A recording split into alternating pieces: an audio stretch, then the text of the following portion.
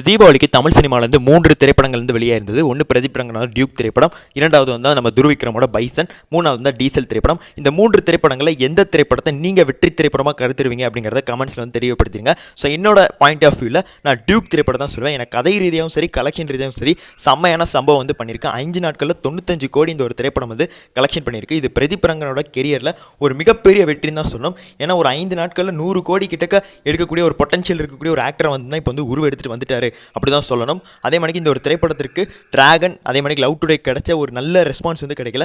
But ஆனாலும் அவருக்குன்னு ஒரு செட் ஆஃப் ஆடியன்ஸ் ஒரு ஃபேன் பேஸ் வந்து கிரியேட் ஆயிடுச்சு. ஸோ அதுதான் இந்த ஒரு வெற்றிக்கான காரணம். கன்ஃபார்ம் சொன்னால் ஹேட்ரிக் வந்து பார்த்தீங்கன்னா தலையை வந்து அடிச்சிட்டாரு அப்படி தான் சொல்லணும். இந்த ஒரு திரைப்படம் 200 கோடி போகுமா அப்படிங்கிறத வெயிட் பண்ணி தான் பார்க்கணும். இந்த ஒரு திரைப்படத்திற்கான வெற்றி விழாவையும் இப்போ வந்து சென்னையில் வந்து கொண்டாடி முடிச்சிட்டாங்க.